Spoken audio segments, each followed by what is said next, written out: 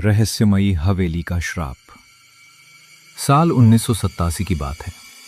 उत्तर भारत के एक छोटे से गांव के किनारे एक पुरानी टूटी फूटी हवेली खड़ी थी। लोग उसे शापित हवेली कहते थे। दिन में भी वहां जाने से लोग डरते थे और रात में तो कोई उस रास्ते से गुजरने की हिम्मत भी नहीं करता था। गांव वालों का कहना था कि उस हवेली में एक औरत की आत्मा भटकती है। जो भी उस हवेली में रात बिताने की कोशिश करता, वो अगली सुबह कभी वापस नहीं आता। लेकिन गांव में रहने वाला राघव इन सब बातों पर विश्वास नहीं करता था। राघव शहर से पढ़कर लौटा था।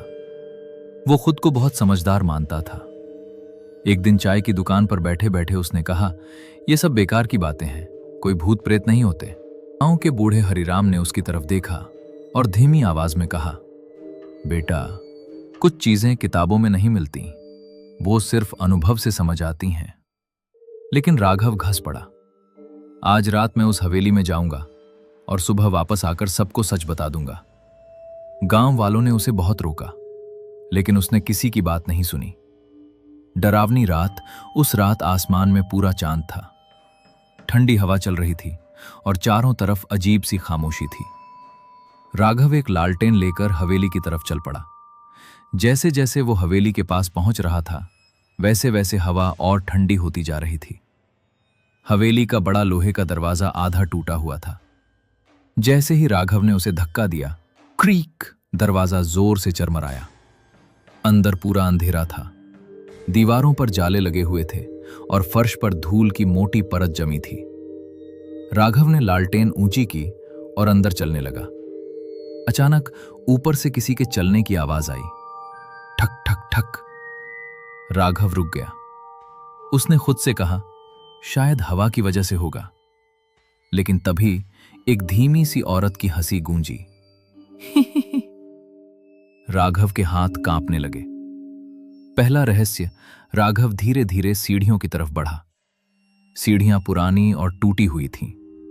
जैसे ही वो ऊपर पहुंचा, उसने देखा कि एक कमरे का दरवाजा थोड़ा सा खुला हुआ है। अंदर से हल्की सी रोशनी आ रही थी। राघव ने धीरे से दरवाजा खोला। कमरे के बीचों बीच एक पुराना आईना रखा था और आईने के सामने एक औरत खड़ी थी।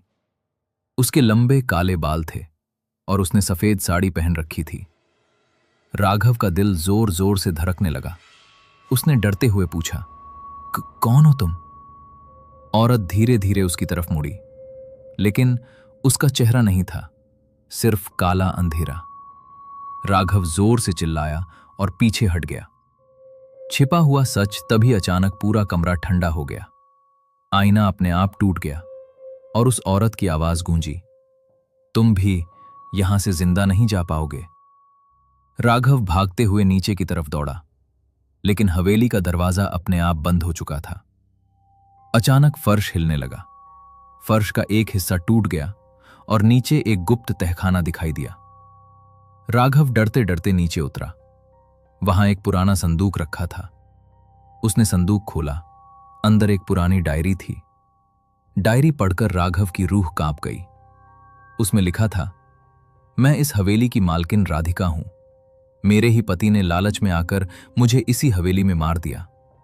मेरी आत्मा तब तक शांति नहीं पाएगी जब तक सच दुनिया के सामने नहीं आएगा। अंतिम डर अचानक राघव को अपने पीछे किसी की आहट सुनाई दी। वो धीरे धीरे मुड़ा। वही औरत उसके बिल्कुल पीछे खड़ी थी, लेकिन इस बार उसका चेहरा दिखाई दे रहा था।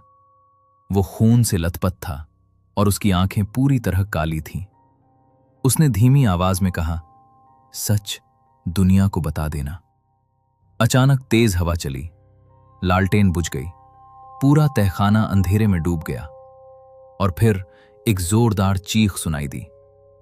अगली सुबह सुबह जब गांव वाले हवेली में पहुंचे तो दरवाजा खुला हुआ था। अंदर सब कुछ शांत था, लेकिन फर्श पर राघव की लालटेन पड़ी हुई थी और उसके पास वही पुरानी डायरी। उस दिन के बाद गांव वालों ने उस हवेली को हमेशा के लिए बंद कर दिया। लेकिन आज भी पूर्णिमा की रात में उस हवेली से एक औरत की आवाज सुनाई देती है, सच दुनिया को बता देना। और लोग कहते हैं कि राघव आज भी उस हवेली में फंसा हुआ है।